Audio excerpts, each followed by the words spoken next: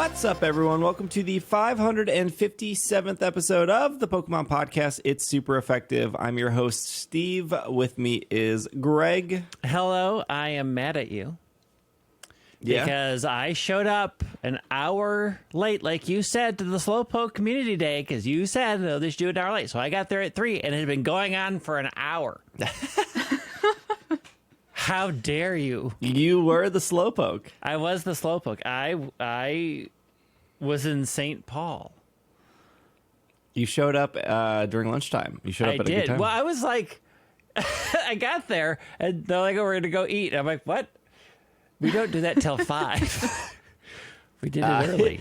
Will and I were hungry because I was helping Will move. Yeah, I was there helping Will move too.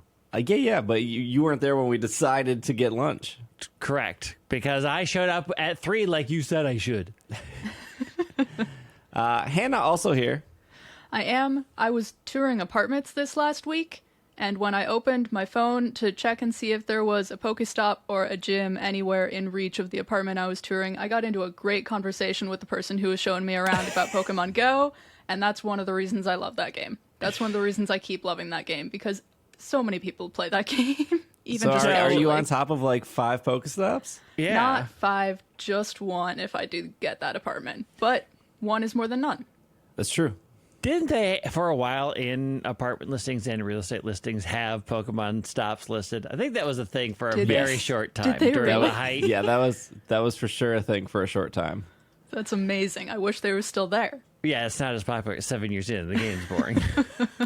And then there were some houses that rushed to build one of those like little libraries. Oh yeah, that happened. Mm-hmm. Well, that happened all over my neighborhood long before they do our Pokestops. Yeah, that keeps happening regardless of Pokemon Go. There are so many I want to make into Pokestops, but I think they're not being accepted as Pokestop submissions anymore. They're not vital. There is this one house that has the worst books in there, and I look at that and think, one, why did you buy these books? And two, nobody's going to take them, even free. They have been sitting in there now for a year and a half, untouched and unloved. But I will tell you, the one house in my neighborhood that changed it, they made there's a little puzzle library, so there's puzzles in there. And because when you're done with the puzzle, what are you going to do with it? You break it apart and then you give it to somebody else. That thing is hopping. The puzzle library always has new inventory. The strange conservative political household that's got like a Tucker Carlson book in there from like 1984. Nothing's moving out of that thing. You need to go and replace all those books. I don't want to touch them. Yeah, fair. Put some D&D books in there. Oh, there was a D&D house for a while that I did look through there. I'm like, I have all this. Okay. All right, well, we have some Pokemon news today. Decidueye's first weekend is done, so we're going to probably start off talking about that first. The 3DS eShop is closing, which I think is in like 7 days or something. I got dates. We got some TCG stuff. And then we got a new character coming to Pokemon Masters, so that's what we're going to tackle today. We have a new character in Pokemon Unite. Yeah, but something to be on the chopping block. You just hate Goodra because Goodra is slimy. Goodra's fine. It's okay. No, it's not a top tier XY Pokemon. There are so many people who are excited about it. It's a cute Pokemon. Yeah, it's a cute pseudo-legendary. It makes things rain. Gumi was for sure one of those Pokemon in X and Y where I felt like everyone liked it, regardless of what it evolved into. Like I felt like everyone saw Gumi on that route that was rainy in the mud, and then everyone caught it and added it to their team. Except for me, because I like it when, oh, heck no, I do not need Snot on my team. Thank you very much. No, thank you.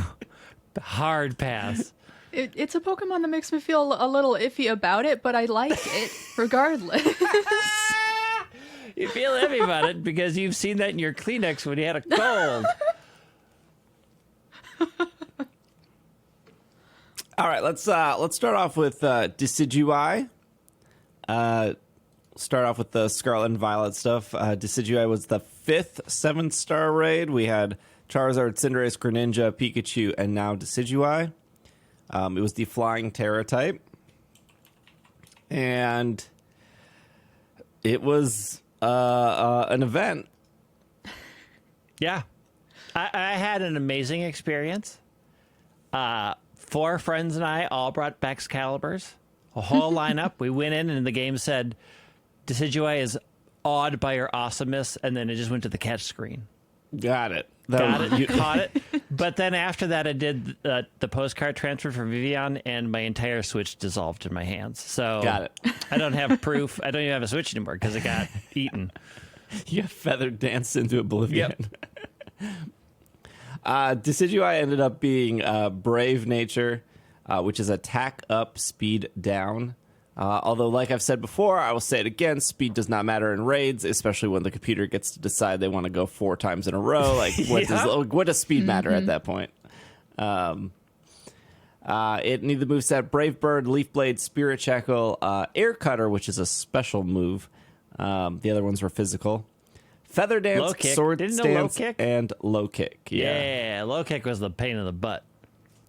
Yeah, and so I've been building raid Pokemon for people to use, and it's like really humbling and like super nice and what maybe flattering. I don't know what the word is, but like people being like, I don't know how to build Pokemon, so I wouldn't be able to do these raids without these builds. Which is on the opposite side, there are people that are like, these are way too easy. So I mean, you're always gonna hear both, right? You're always gonna hear people being like,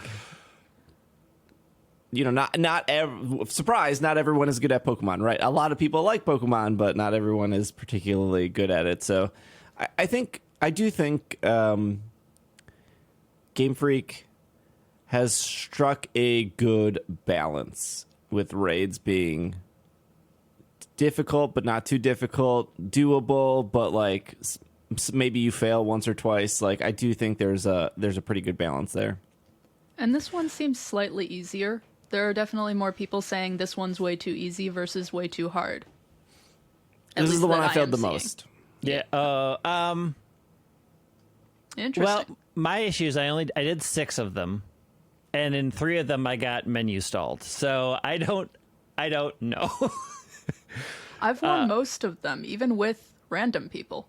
Yeah, the random ones that I did. People are bringing better counters. Also, I mean, I don't think people are bringing better counters. They're bringing the Pokemon they've been bringing since day one, which is Miraidon. Well, like Miraidon and Koraidon are like the top 5 most brought Pokemon. Yeah. I mean, Miraidon. It I just did bring works this time. Right, correct. It just works this time. Yeah. Like they're bringing a Pokemon with incredibly high base stats that sets up electric terrain, which is incredibly helpful for everyone else, and just happens to resist 2 of the 4. Well, technically 3, because it resists Air Cutter 2. Because Spirit Shackle and Low Kick are neutral. So, the reason that I saw fails is just people still doubting or struggling to know how powerful something like Sword Stance is. Oh, yeah. Yeah. Yep. And so, like, it's, like, not that big of a deal, right? Like, I think, I don't think I failed Pikachu at all. This is not a break, anyways. This is just, like, recapping. Like, I think I failed Cinderace, like, once.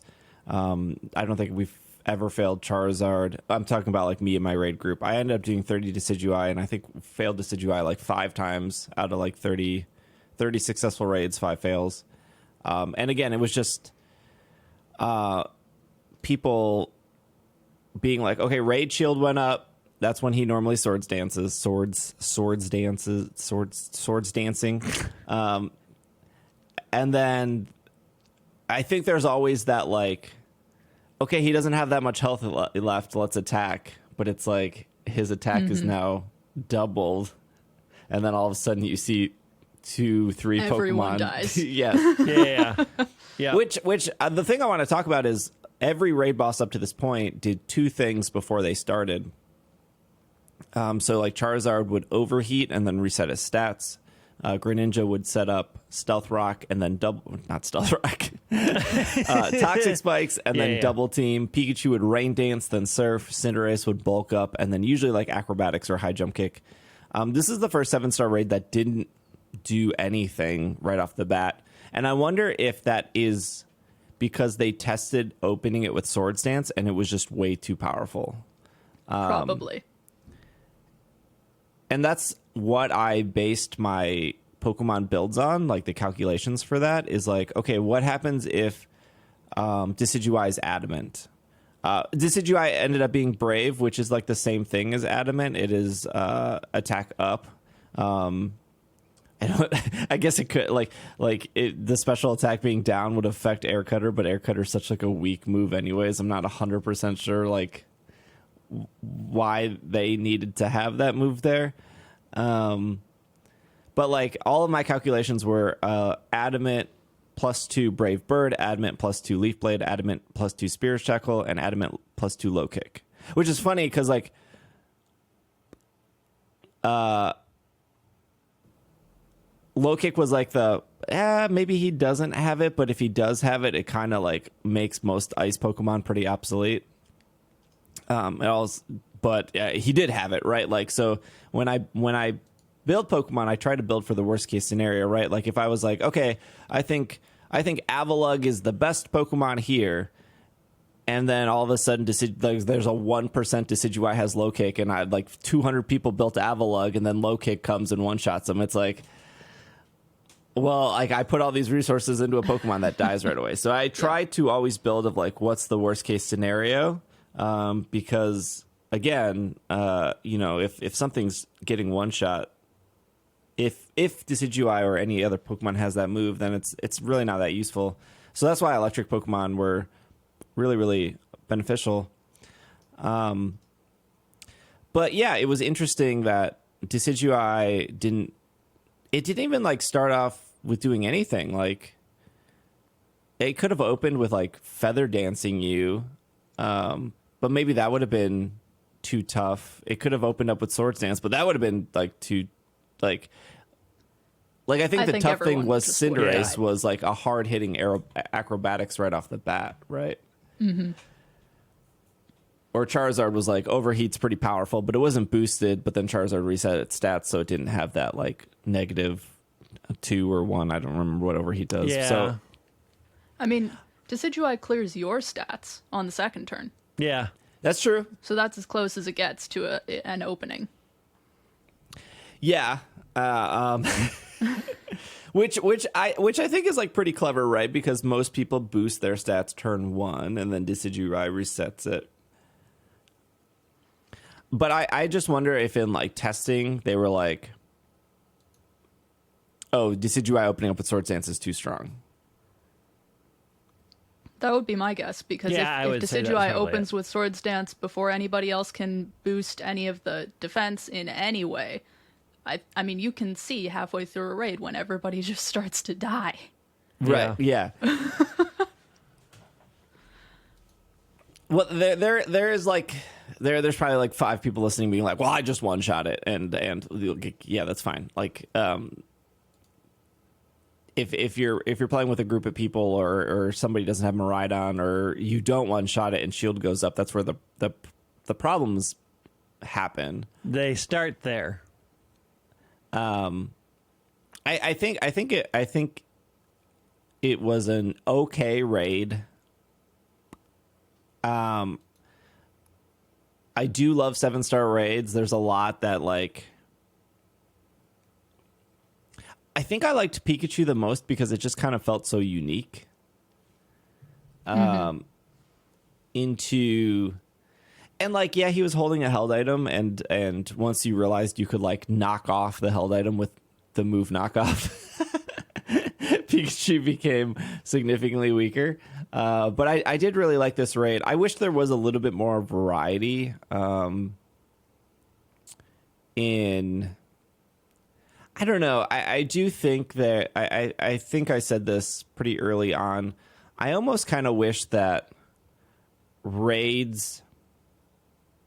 It doesn't solve it in this problem, obviously, because I think Miraidon is so powerful. So, like, it doesn't really solve the issue I'm, like, the suggestion I'm about to bring up. But I kind of wish, like, raids were, like, only one Pokemon could come in.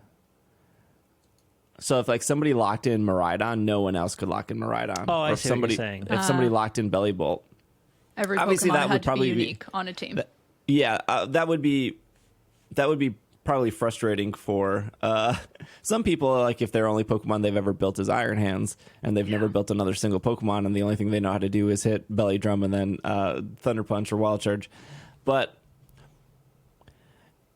I don't know. I think the reason Decidueye didn't feel like that eventful is like when you go in and there's just 3 other Miraidons sitting next to you and you're just like, yeah, wait, just 4 legendaries against a Decidueye. It doesn't feel like this like epic 7-star thing that maybe the Game Freak never advertised as like this. I feel like they did though. I feel like they did advertise like 7 stars as like these are really hard, challenging bosses. And then when you're looking at Decidueye and 4 legendaries are on your side, you're just like, I don't know. how I went in there with my Bellybolt to a whole other team of Miraidon, and I thought we've got this. Yeah. I don't have to worry about there being an Azumarill on the team and it just dying and taking our whole timer out.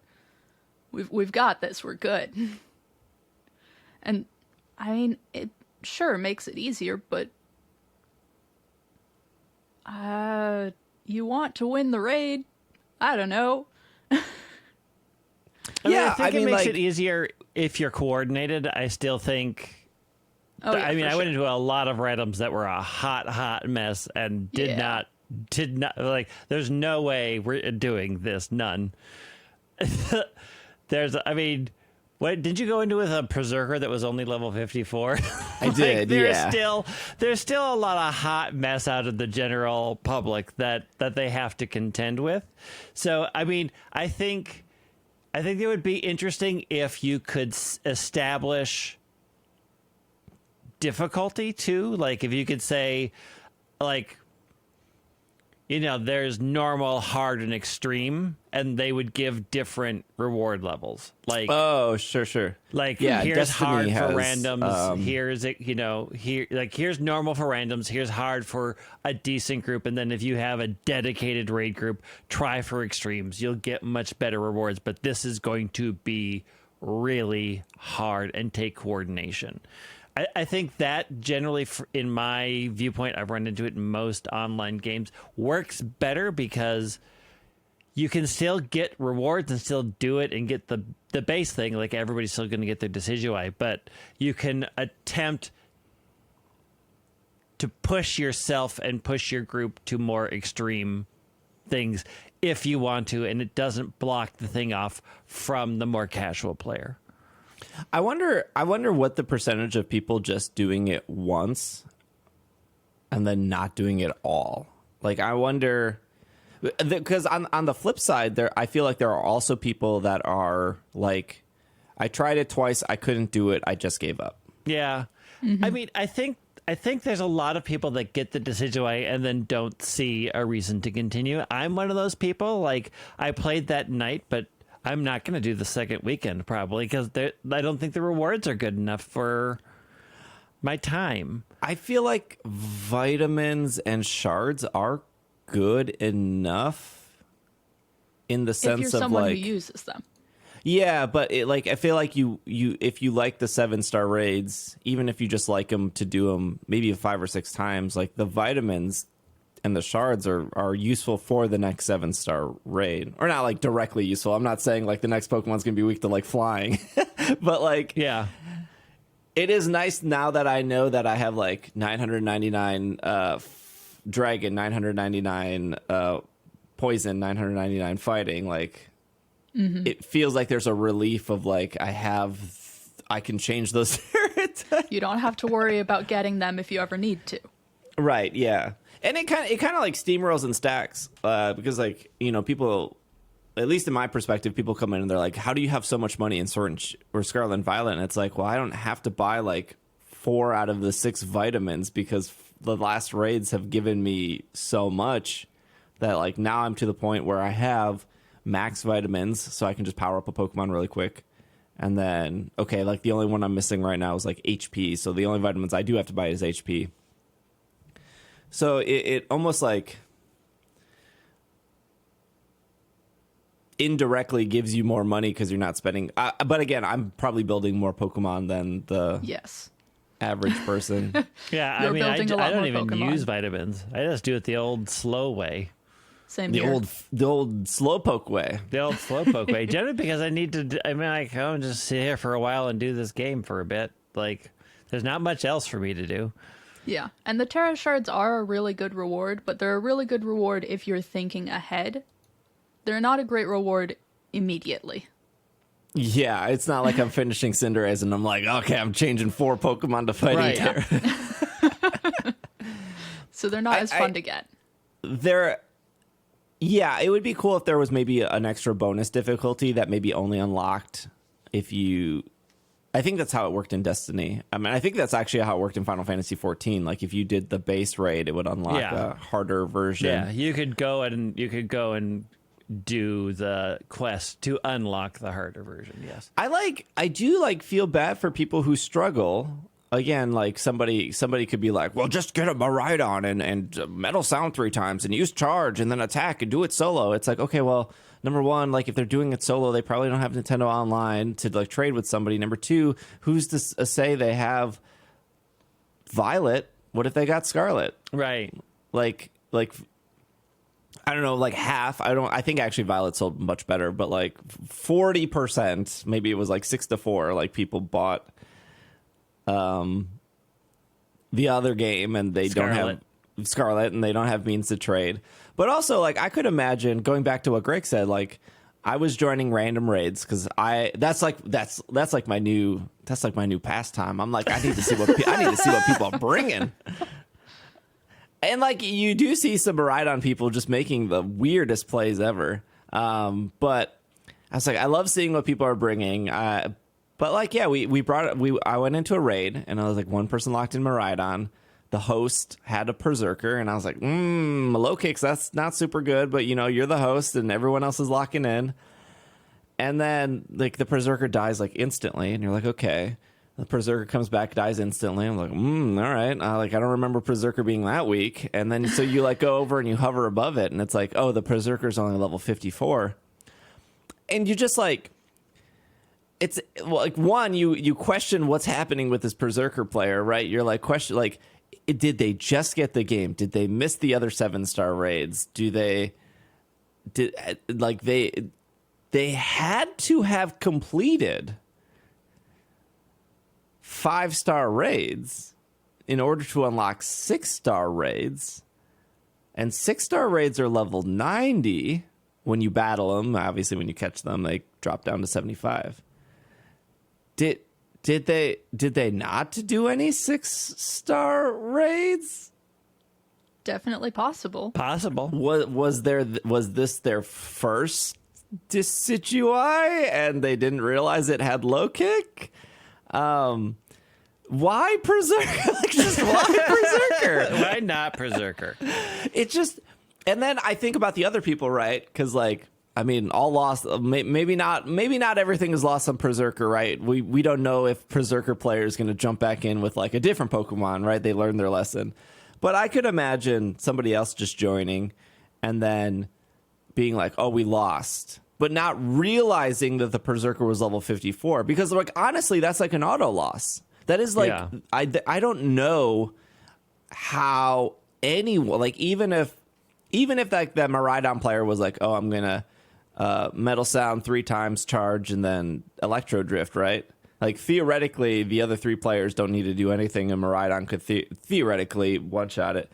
Because what they need to do is stay alive. Right, but because that Berserker player dies once, the raid shield's going to go up relatively quickly, which makes the Metal Sound strategy useless, which then, all of a sudden, that Decidueye... It's very easy to see how these things steamroll. Yeah, they snowball real quick. Oh, yeah, snowball is a better word. But again, like going back to like the other people that are like, okay, I'm going to join a random raid. Okay, we failed it. Maybe they don't even understand why they failed it. They join a next raid. It's another group of 3 different people. And again, could be same issue of like this person's bringing a level like 85 Baxcalibur. and they're getting low kick twice, or they're getting spirit shackle twice, and they're dying, and it's like, this is unwinnable. And that, like, and then you see a whole part of the community are like, I just want to solo it because I do not want to play with the level 54 Berserker or the level whatever Baxcalibur. But then they run into their own issues of like not having that type of support. Because again, the raid can go much, much smoother if your opponent is setting up a reflect, if your opponent is heal cheering, if your opponent is, or you're not your opponent, your teammates, versus having a Pokemon that can do enough damage, but also survive, but also hoping that your NPCs are good enough, right? Like if you did Decidueye with a Arcanine, who cares? Every time that Arcanine dies, he's coming in and intimidating, and that's like super beneficial versus like Arboliva, which is like removing your electric terrain every other turn. Yeah, I did do a solo one just to see who the NPCs brought, and it did bring an Arbor, and I'm like, well, that's exciting. I don't like. We have a constant terrain battle going on at this very moment. It never ends. Infighting. Like the solo thing is almost like a randomized difficulty in like praying that you get an Intimidator, and like praying you just don't get something that like that's not like the kind of difficulty I'm not asking for. Like it's just like I don't want to like quit the raid and then restart and like hope I get Arcanine. And then with like the online stuff, like. It's not difficult. Like it's not harder because somebody brought a level 54 Berserker. It's just like a guarantee fail, which wastes everyone's time. And like, yeah, maybe they don't know, but I think they just need more information communicated. I also kind of wish two things. I wish that there was like. Well, I wish the game didn't like lock up and freeze when you're in cheer menus. But like, I kind of wish there was like an advanced mode where I could turn on and see like stat increases and stat decreases and like their move. I like that. I don't know. That information shouldn't be hit. Like your teammates' move information should not be hidden. If your team like and. You can hit the Y button and then go in and like hover across it and see that, but that's taking away time that sometimes you need. So I know not everyone needs that, but it would be nice that if there was like some advanced mode to be like is reflect up right now. I think it's turn 4. I think it's kind of hard to keep track of turns when Decidueye is just like, I'm just going to attack 3 times in a row. It's like, what turn am I on? Yeah. You know what? We know what this game really needs though. Martin in Soul Rock. True. Very true. I hear he's going to be an 8-star raid boss. Pulled his weight every time. Just kept it locked down. Had a strategy, did that strategy, would never be deterred from that strategy. The other thing that I don't know if this was intentional or not, or if Game Freak just doesn't maybe play test their games, but when you hit the Y button to like hover above somebody, right? Like, so I was like, let me check this. This Miraidon's dying a whole lot. Let me check this Miraidon. Okay, this Miraidon's like, it is level 100. I'm not actually sure why it's dying. My guess would be like it's like not EV trained, maybe. But like there was a Miraidon in one of my raids. It died twice pretty quickly. So I like hit the Y button. I hovered above it. I was like, all right, it's level 100. It's Dragon Terra type, which means it's like the ride Pokemon. Because the electric Terra type Miraidon is the one you catch in Area 0. And I was like, oh, okay, well, it's just dying a lot. And then I go to attack, and then by default, it's hovered over that Miraidon because it's the last one I looked at. And I know, like, other people have, like, made this mistake where you attack your own teammate, but you're, like, literally looking at your teammate's stats. Which is like something that, one, the game allows you to do, and two, like answers a lot of questions, especially if like the Miraidon is like level 70, right? Like you're getting a lot of vital information by like looking at your teammate's stats. But like for the game to be like, well, the last thing you were looking at was Miraidon, so that's what we think you wanted, chilling water. Like, no, like Why is that the Well, default? Quit being a looky-loo. Quit peeping on other people's biz. I already have to Stay in spend your own pee biz. so much Stop time getting anybody else's. wasting valuable raid time to look at my teammates to like better evaluate the situation because I got 7 minutes to go. Oh, we're probably gonna fail this, and then I go to attack, and it's my team. Well, you were looking at the. We're gonna attack the last This thing is you were why looking at. everybody says Steve throws hard, and he does. He throws hard. I think the raids are like really fun. They're just like 2 steps away from being. I don't know, maybe perfect's not the right word, but there's work that could be done. There are small things that could make them better. Again, I think that so many people default to solo because level 54 berserkers, or specifically berserker, by the way. No, I'm just Yeah, if you're playing Berserker, this is all your fault. but I think like 10%, maybe 20%. I'm throwing out numbers here. I think some problems would be alleviated if you knew before the raid what level the other Pokemon were, right? Like if I saw that the raid host was a level 54 berserker, I'd be like, okay, I'm out. And I think other people would also be like, I'm out. And then the berserker guy would be like, why is no one joining?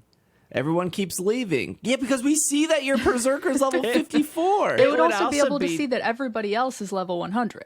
It would also yes, be nice if the game said you should be at this level for these raids instead Yeah. of just leaving it as a big secret. Like, why?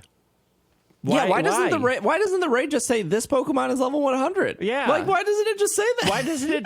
Why like most dungeons and raids I do say you must be at this level and have this level of equipment to be able to do this. It's not a hard thing to implement. It doesn't ruin the fun. Like, oh, okay, I know what I need to be prepared to go into this. That's like setting proper expectations. I don't know why. Well, there's a lot of things I don't understand why they made their decisions. But that is one where it's just like, just put a guide, put out an article, something. I mean, most of your articles are bad, but just like a press release, you should be level 100 for 7 stars. One sentence, I wrote it for you. Tweet it. Tweet it. Yeah.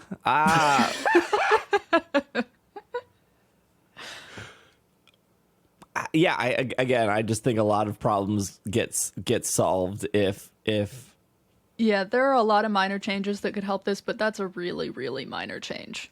Even just being able to see the levels of the other players. Yeah, Because I mean, you like, can see you what could Pokemon make- they're bringing. you can make the argument of like, well, if it says like you must be level 90, I can't bring my like level 1 Shinx and do my level 1 Shinx tactic, and it's like, yeah, I guess, but like if you really want it to be like difficult or like, I don't bring a level 100 Lechonk then, like like you can make your own difficulty, right? Like I don't know, it's just, That is such a unique, tiny thing.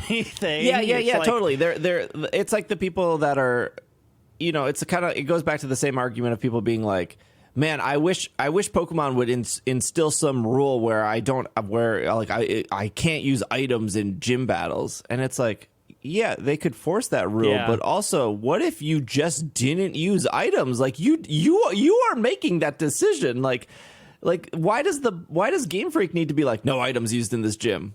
Like they don't. You could just decide that yourself.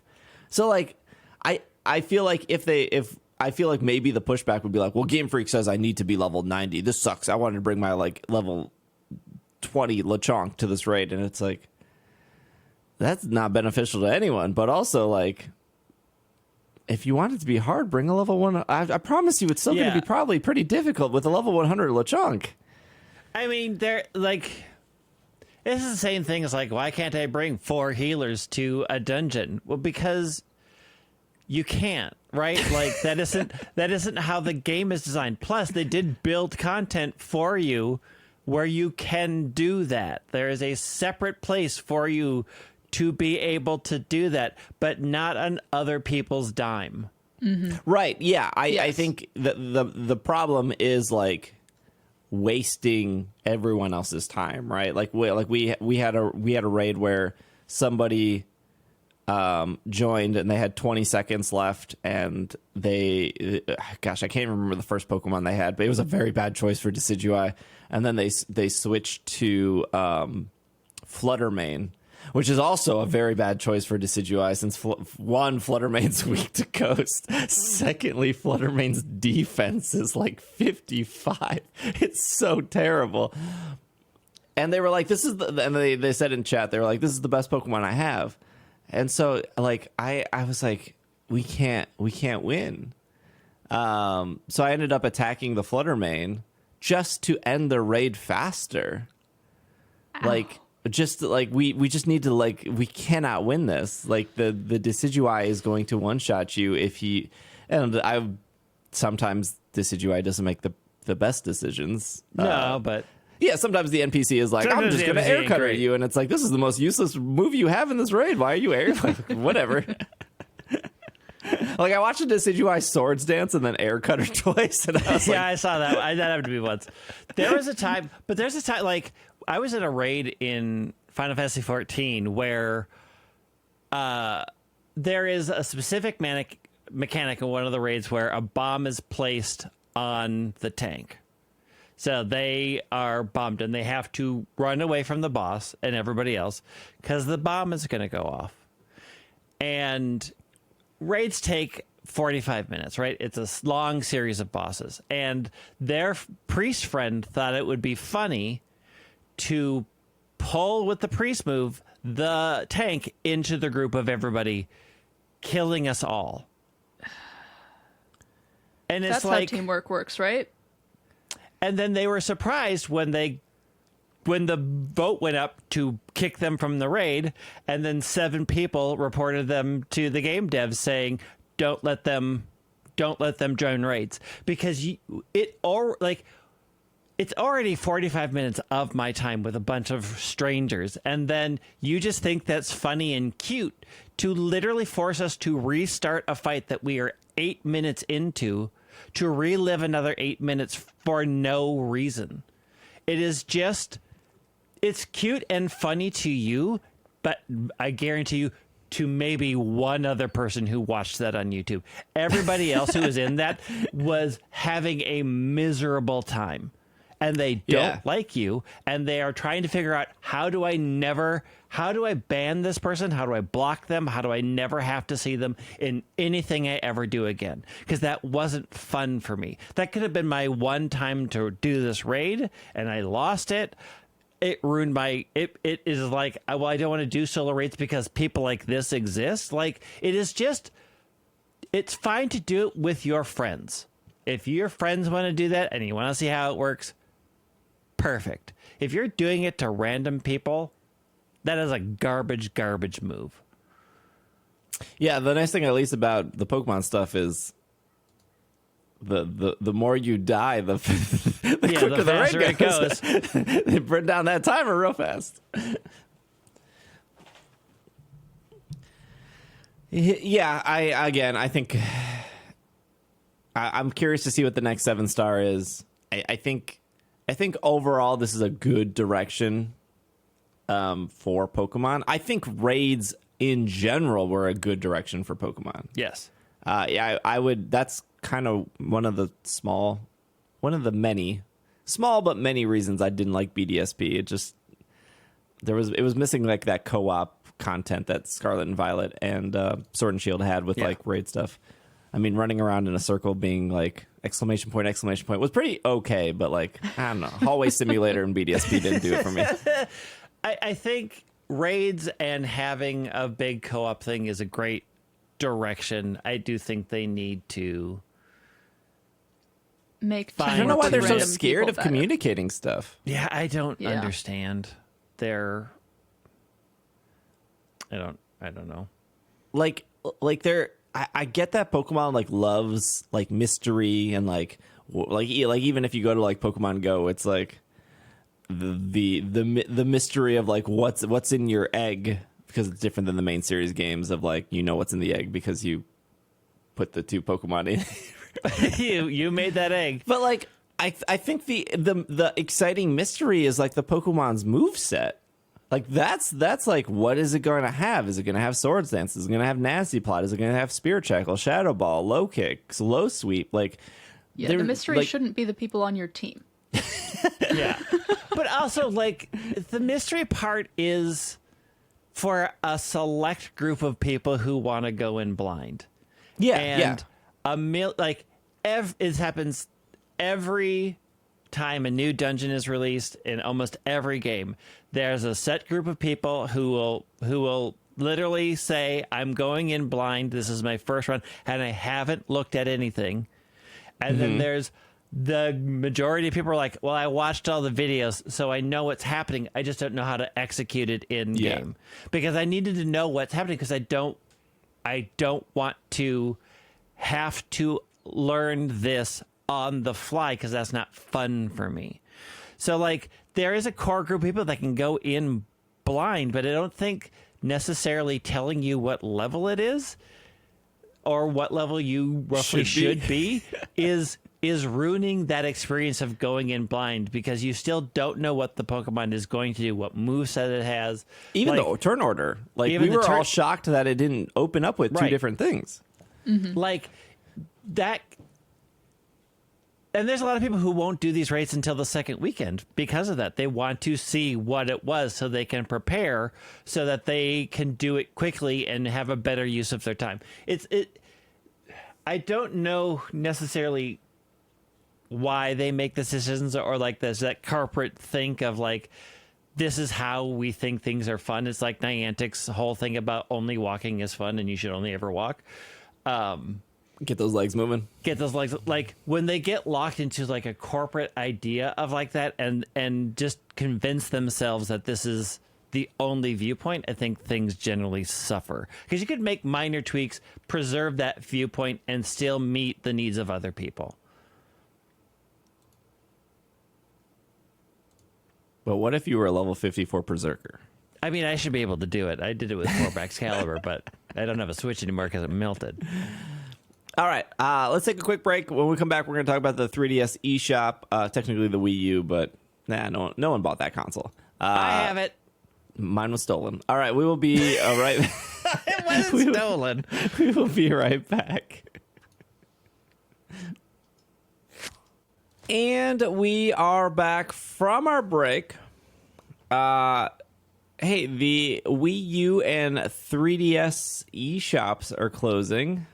That's a thing. They're going to close. Does this mean my bank ceases to function forever? No, well, we don't have information on that yet. Yeah, so that's the thing here. I'm going to be honest. I thought the eShop shut down at the start of the year. I was like, why would you have it in the middle of the year? So this was news to me in the fact that I was like, oh, it's still up? Yeah, I can see the confusion. So March 27th, it'll no longer be you can't purchase anything anymore. You won't even be able to download free content. So no game demos or anything like that. So everything should be shut down on March 27th. You're probably thinking the confusing part is last year in May of 2022, you could no longer use a credit card to add funds. And then as of August of last year, you were no longer possible to use an eShop gift card to add funds. But you could still redeem download codes up to this point. So if you have a digital download code for Super Smash Brothers 3DS, probably should use that.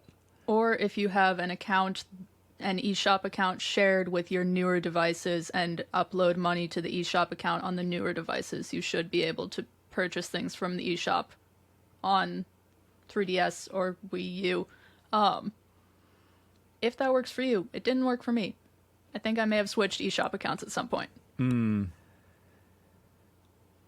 Yeah, and so we're recording this podcast on the 19th. It'll come out the 20th, so it means exactly 1 week to go. We have no clue what's happening with Pokemon Bank or Pokemon Transporter or the future of Pokemon games being accessible in the future in general. Now, the eShop is closing, so realistically, you could still Wonder Trade, Surprise Trade? I don't know when they changed the name. You could still do that in, like, Ultra Sun, Ultra Moon. Yeah. It was Wonder Trade back then. So, yeah, we have no details of what is the future of Pokemon Bank and Pokemon Transporter, except the one time they said that, don't worry, it will still work after the fact, but that doesn't answer any questions for people who, like, I don't know. Like, I kind of feel like the Pokemon Company, maybe hopefully this week, should remind people to get this. Yeah. But also, how many people are going to, like, panic and get it and then give it $5 for it to be theoretically free? It's very hard to give it $5 yeah, right I don't know. now. How would so you I'm give not it too worried $5? about that. How are you going to give it $5? I forgot to renew Home. Yep. And I, for a hot second, was like, I'm going to let it go. But then it gave me this sad message of, there are 2,000 Pokemon without a home right now. I went, fine. I saw an article that it was really funny. It was like, I don't even remember what outlet it was, but it was like, Pokemon games are the top most downloaded on the eShop as closure is like around the corner. And I was like, but they've always been the top games on the eShop. But this is a new top. Like, This I'm is the pretty newer. sure. This is the I'm pretty newer sure. levels. Pokemon Crystal has been like number 1 or number 2 most downloaded in the eShop since it came out on the eShop. I don't think anything has dethroned it, which like makes sense. Like, Crystal is the one that gets you a Celebi. It's like better than Gold and Silver, and if you can only buy one of them, Crystal is the one to buy. And then I also saw I think it's the Game Completionists. They bought every single eShop game and every single Wii U game on I think the Wii U was like 1.2 terabytes. I don't know how big the eShop stuff was, or the 3DS stuff was. But they bought it all to like donate it to a museum for like game preservation, which is like really cool. Also, it was like a lot of money to purchase every game, good or bad. Yeah, I did not see the reason they did it other than to just match their name of the completionists. Yeah. Well, I'm sure the YouTube video ad revenue would pay for it, but I believe their final goal was to donate it to a museum for game preservation, which is cool. I think game preservation is super important. I think it's weird. We live in a digital age where servers can't. I mean, Nintendo probably has money to make these servers last forever, but like, honestly, who was still downloading or buying 3DS games in the last couple of years? I mean, some people were, right? But like, not nearly a small amount. Yeah. I'm not sure how much money it costs to host a store of thousands of digital games that need to be active in different currencies and countries and all that stuff. Like, there's still money and maintenance, and somebody they got to pay somebody to watch it. It's less about the money and more about the maintenance. That they don't necessarily want to put the money towards paying somebody to keep them maintaining and up to date in an ever-changing code world. At some point, it becomes very expensive to try to keep everything up to date, and they'll just be like, just let it go. It's dead. So by the time the next podcast comes out, both stores should be closed. So I guess the takeaway from this news article is download Pokemon Bank and Pokemon Transporter. It should still continue to work. As Pokemon said, not Nintendo, Pokemon said it should still work. And it should be free. Yeah. That's another key point. It should be free. They said because free. There's no way to pay for it otherwise. If you were to download any one thing, Dream Radar. that was not my suggestion, but so there is a handful of Pokemon games, right? There is Red, Blue, Yellow, Gold, Silver, Crystal. I don't know. My thought process is if you haven't downloaded them in the last 2 years, maybe you don't need them. I'm sure they'll come back eventually in some form or another, some console. One would hope. There's one thing I know about the Pokemon Company. They love money. Yep. And they love anything Kanto related. Oh, that's true. Oh, yeah. Nostalgia is powerful. Dream Radar, it's $3. It is a way to get... I would only suggest you getting Dream Radar if you have physical cartridge versions of like Heart Gold, Soul Silver, Diamond, Pearl, Platinum. It does do cool things with those games. It gives you like... Otherwise, black and white as well, because you need kind of black and white to move. If you don't have any of that stuff, I don't think your $3 is getting you any value of Dream Radar unless for the sake that you want it. You get to meet the first instance of a future professor, Professor Burnett. Yeah? You get to meet her before you meet her in Alola. It is the first shot. If people save the Paul Lind Halloween special simply because it was the first television appearance of Kiss, people should get Dream Radar because it's the first special appearance of Professor Burnett. That's all I'm saying. Dream Radar has been out for 11 years. If you haven't bought it by now, that's understandable. I think you would get more value out of a... McDonald's doesn't even have a dollar menu anymore. You get the $3 is more valuable in your bank account than maybe with Dream Radar. Unless all the banks are failing. It's better stuffed in your mattress. We're going back to the old Depression days, everybody. Yeah. Okay. Yeah. So here's how you know how little Steve thinks of Dream Radar. Steve's motto is money's no good in the bank, and he is saying, put it in the bank. This is how you know Steve does not care about Dream Radar. Look, I think Dream Radar is kind of cool, except it was like one of those games that existed before mobile games streamlined stuff. So, like, in order to unlock the things of Dream Radar, there's like a timer in that game where it's like you only have so much energy to play for like 5 minutes, and then you have to wait 12 hours. Yeah. So you literally have to play 5 minutes a day multiple times for like 2 weeks to actually unlock everything, and the playing part is not enjoyable. Wait, you didn't like doing this? You literally have to, like, if you have a swiveling office chair, It's you're different. playing. Your playing session is like swiveling in your office chair in a circle, trying to catch like a routes floating in the sky. It's not a great. It's. I will pay you $3 not to play it because There you go. the only cool thing I think from Dream Radar, again, if you put in a copy of Diamond, you get like a special Dialga. If you put in a copy of Heart Gold, you get a special Ho-Oh. It's not even that special. I think it's just like a Ho-Oh in like a Cherish Ball. I don't even think it's Cherish. You just get an extra Ho-Oh. Isn't it in a Dream Ball? Oh, it might be yes. I They're think you're in right. Dream Balls because it's the think, Dream whatever. Yes, I think the 5 legendaries from Gen 4 are in Dream Balls. Yeah. Give Pokemon Go $1. I don't know. It's like a way easier experience. Okay, the actual thing you should download is the Sun and Moon demo.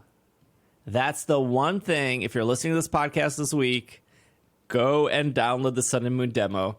Now, that will ask for like 15 minutes of your time. It's really not that bad of a 15 minutes. It's just it's the intro to Sun and Moon without the cutscenes. There is some different dialogue. Actually, there's probably more Kahili dialogue in the Sun and Moon demo than in all of Sun and Moon. Kahili is a character, surprise, Elite Four member. But anyways, when you go through the Sun and Moon demo, you get Ash-Greninja at the end for free. And it really, like, if you skipped all the dialogue and did like the 5 battles against Yungoos that it requires, you'd be done in like 10 minutes. But there is some exclusive dialogue in that demo that wasn't in Sun and Moon. Like, the demo was not just a first 15 minutes of Sun and Moon. It was somewhat curated. And it's free, and it gives you Ash-Greninja, and it's the only way to get Ash-Greninja. There's no other way to get that, so go. Can Ash-Greninja go to home? Yes. Okay. So I can just sit in your home forever and not be allowed in any other game. Technically, you should be able to move it to Scarlet and Violet when home works out, because they did nerf Battle Bond. And why would they do that if they... Yeah, there shouldn't be any restrictions of moving Ash-Greninja from home into... But Ash-Greninja has Battle Bond, and Battle Bond is not a breedable ability, so... Yeah, you should do that. You just have to download it. You don't even have to play it. Just go and download the Sun and Moon demo for free. I think that's the only Pokemon demo. Mystery? Maybe there's a Mystery Dungeon demo. There was an Omega Ruby Alpha Sapphire demo. But I don't remember what we got from it. I don't think you got anything. I don't think you got anything either. I think maybe you got like 20 potions or something. Yeah. Not worthwhile the way Ash-Greninja is. So that's an easy, go and download it for free. You don't even have to worry about the whole payment mess that everything is in right now. Look, if you're listening to this podcast and or you're Bobby, start plugging your 3DS right now, because I know it's dead. There's no power to it. Plug it into the wall. And then hopefully in a day or two, you'll remember to power it on and then download that demo.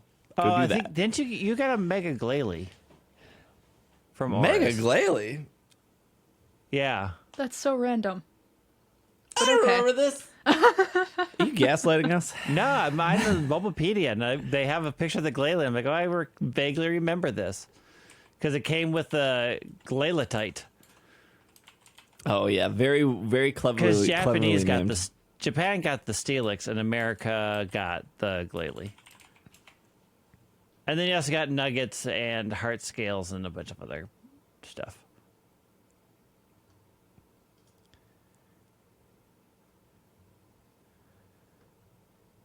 Okay. Go power on your 3DS. Go do that.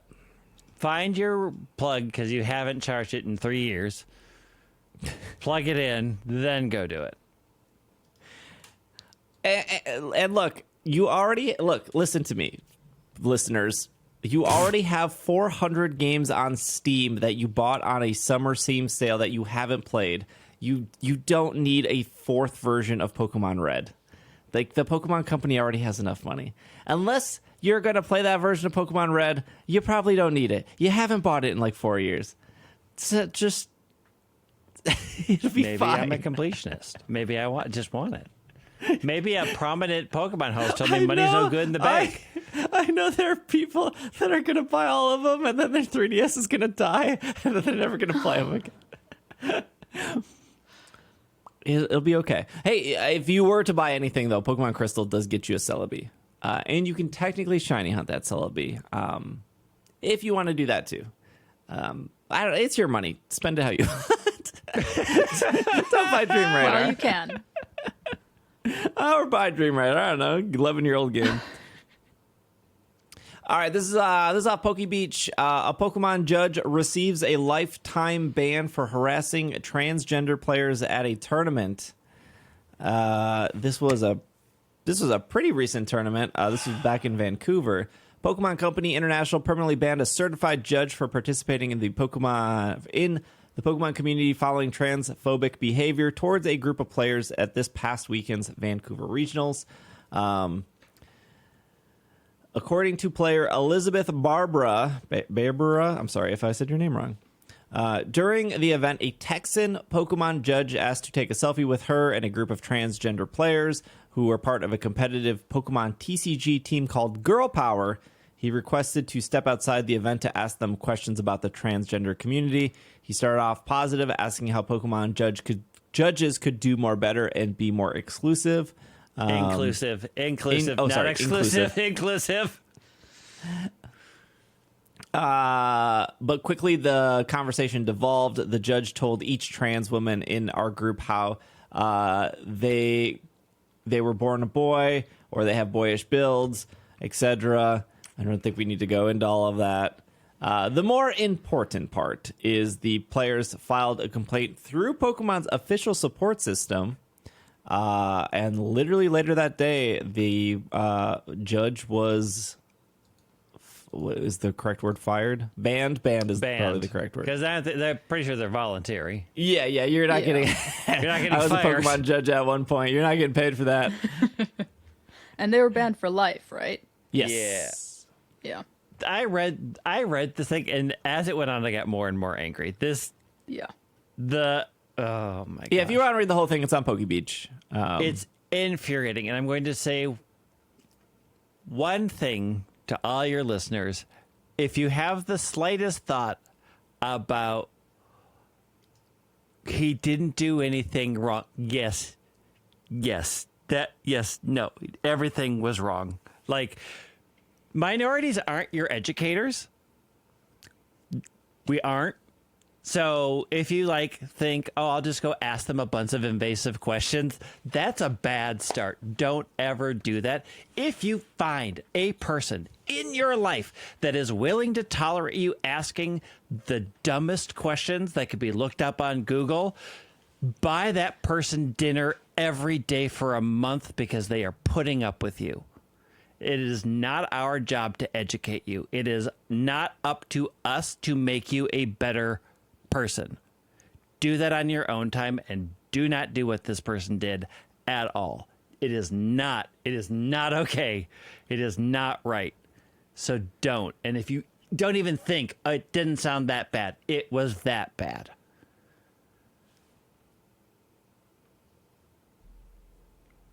Yeah, good for the Pokemon Company for taking action so quickly. Absolutely. I'm not sure we that- can say so quickly. Maybe it was so quickly that day, but it did sound like that person had received complaints before.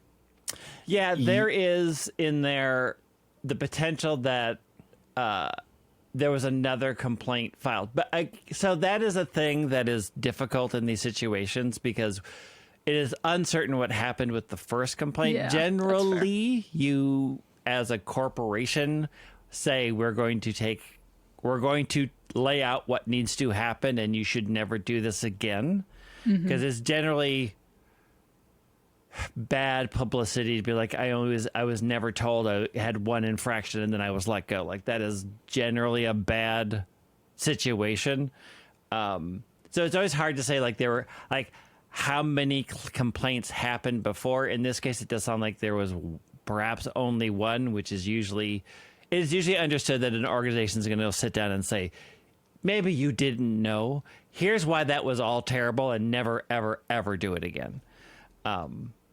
So that one's a little difficult, but I'm proud of them for getting the complaint and that day being like, Same day. Bye. You're gone. Yeah. Trans issues aside, because there's a lot of them, and I'm glad that this was resolved. Women in the Pokemon space already have it hard enough. The amount of difficulty they have to go through is it just so disheartening and so frustrating.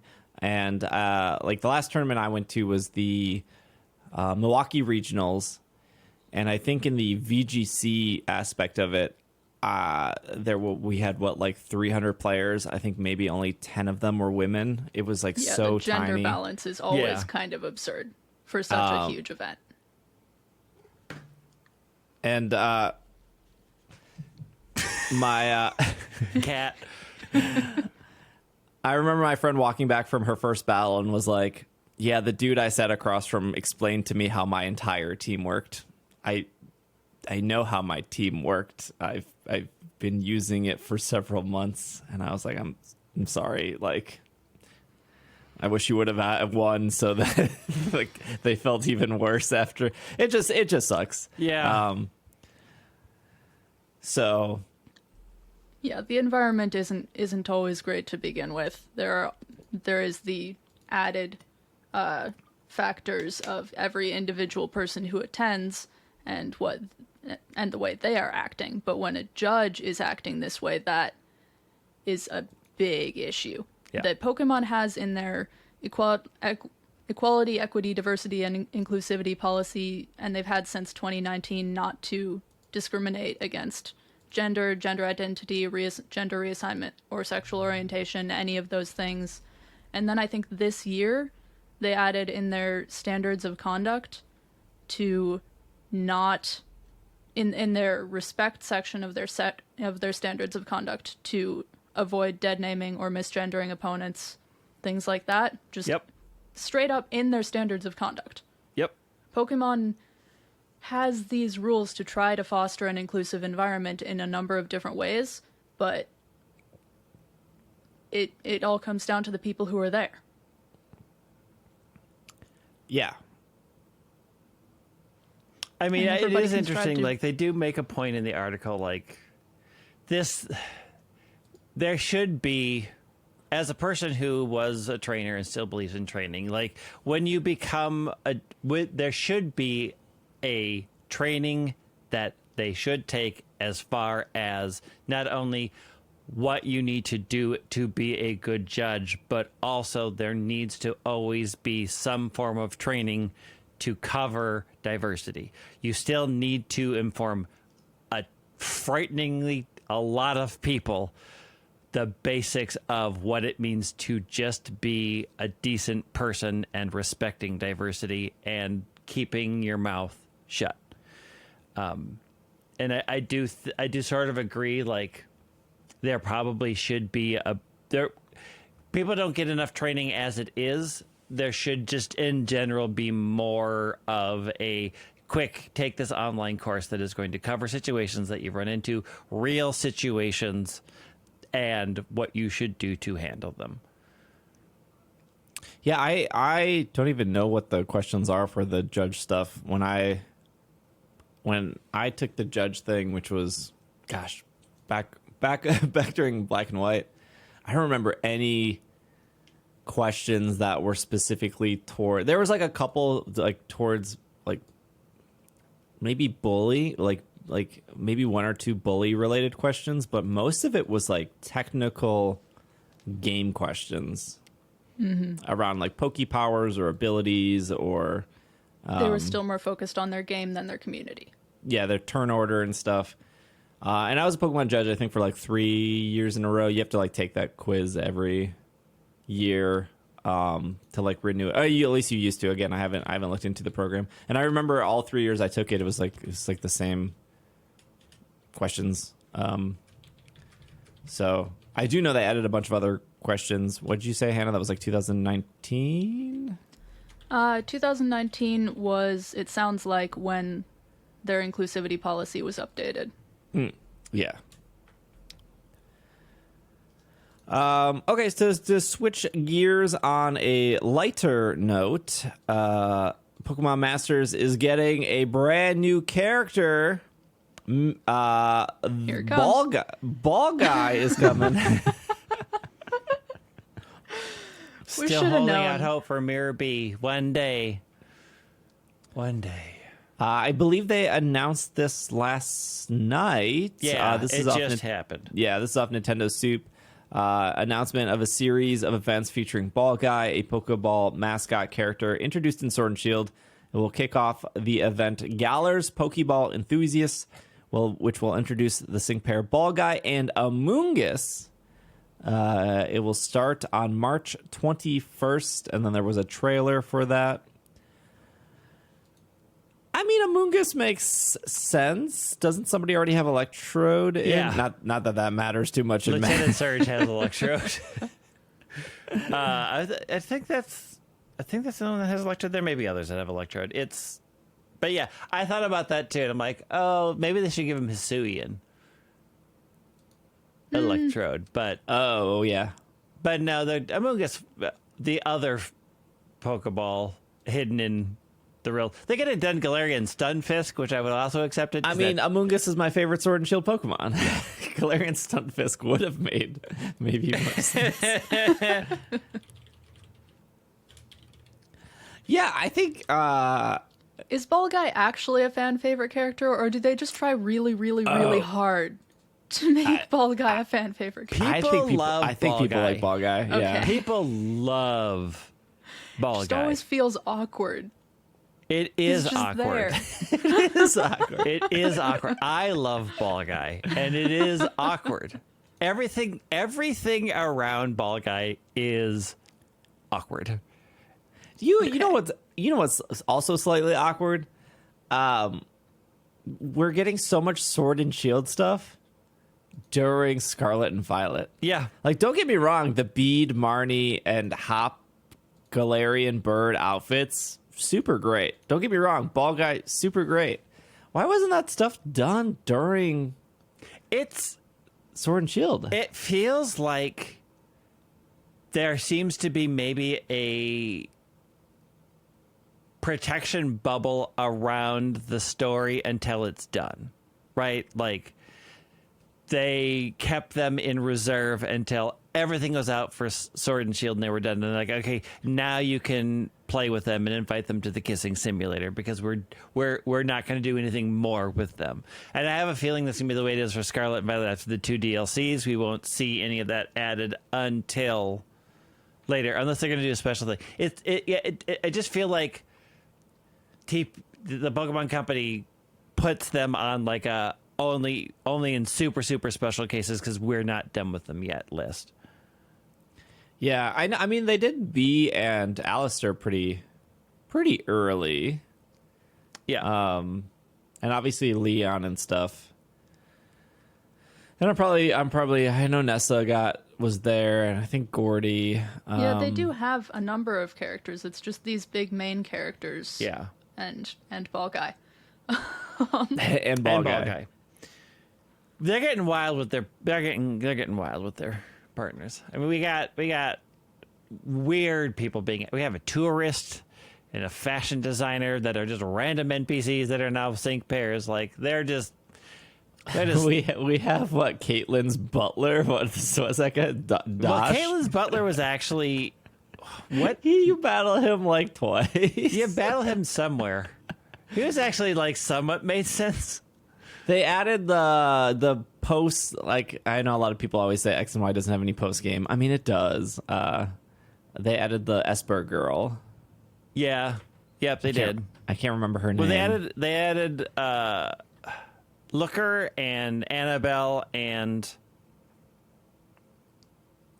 Esper girl. Asperger. What is her name? Oh my gosh. Does she even have an Esper? No, she has a Crobat, which like doesn't make sense unless you did the post game where she like has a Crobat. I feel like so many, for whatever reason, like the trope of friendship in Pokemon the trope of Pokemon friendship is very high, and the default Pokemon is just Crobat. Yeah. There's only one. There's other Pokemon that evolve via friendship. Nah, It doesn't. there isn't. It's just Crobat. Just Crobat. Well, it's for some reason they really like poison sync bears. And I don't understand why. Because Fall Guy is also a poison sync bear. And I don't get it. I don't get why there's such a weird focus on poison types and masters. Yeah, I don't know. I don't know if Ball Guy is enough to convince some people to play Masters. I guess we'll see. I mean, if Ball Guy ends up in the kissing simulator, that's going to bring people in by the hordes. Yeah, I mean, sure. I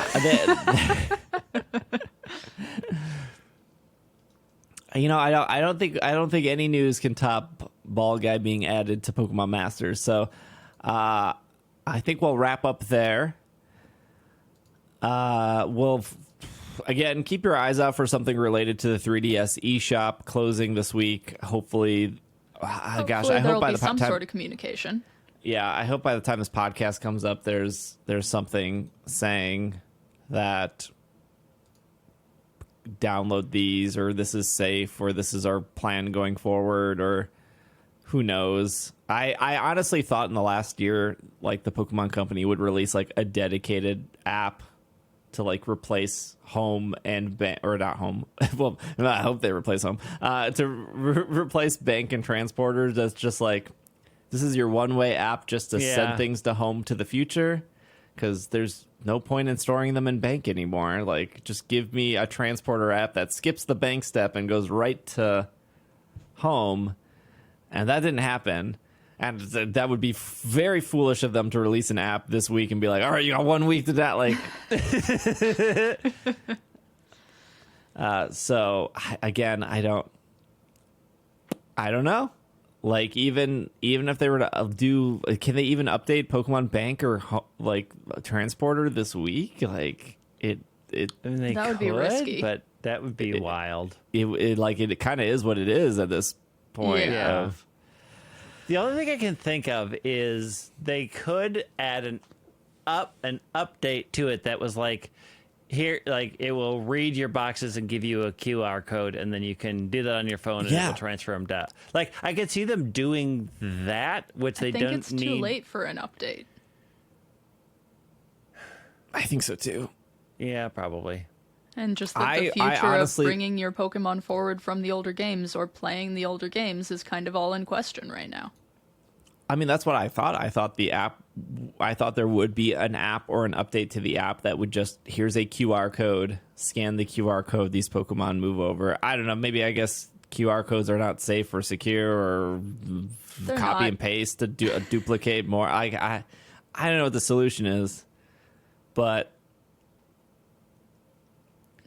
like, we're just going forward without a solution. Yeah.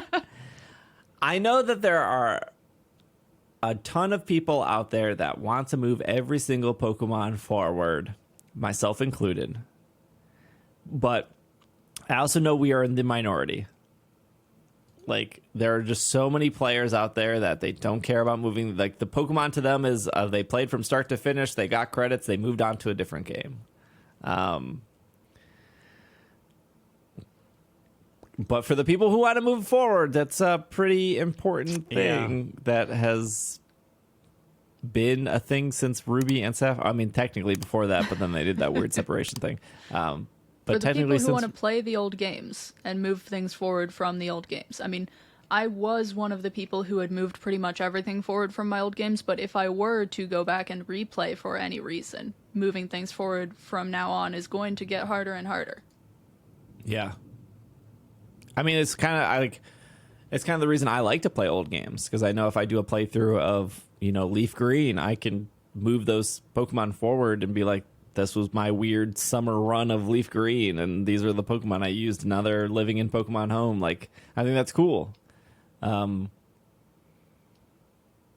It's why I don't care about cartridge versions of Red and Blue, because like I can't move those forward. Also, I have bad eyes. I can't play on original gameplay. I can't see that screen anymore. I don't know how I saw that screen as a kid. A lot of worm lights. Oh, yeah. We will be back next week. Some stuff scheduled this week. Twitch is doing this big 64-person Twitch Rivals tournament for Scarlet and Violet. Day 1 is trying to get through the game as fast as possible. Day 2 is taking the Pokemon you caught through your playthrough and trying to make a competitive team. I believe that should start 4 p.m. Central Time on Wednesday, and then the day 2 is 4 p.m. Central Time on Thursday. So that's like a cool, unique thing that Twitch is doing. Wolfie Glick is hosting that, which is really cool. And then on Friday, the 24th, we'll be doing a charity stream over on Twitch. We'll be raising money for Born Free. That is to keep animals in the wild and safe and all that stuff. animal preservation, I believe it's called. So we're going to be raising money for that charity. So that's what's on the docket this week. And then Decidueye gets repeated again this weekend. So if you missed Decidueye the first time, Decidueye will come back through one more time. And yeah, that's this week. Anyways, thank you, Greg. Thank you, Hannah. We will see you guys next week. This has been another episode of the Pokemon Podcast, and we are super effective. Downloading Poke Transporter, apparently. And Dream Super Radar. effective. not Dream Radar. It's bad.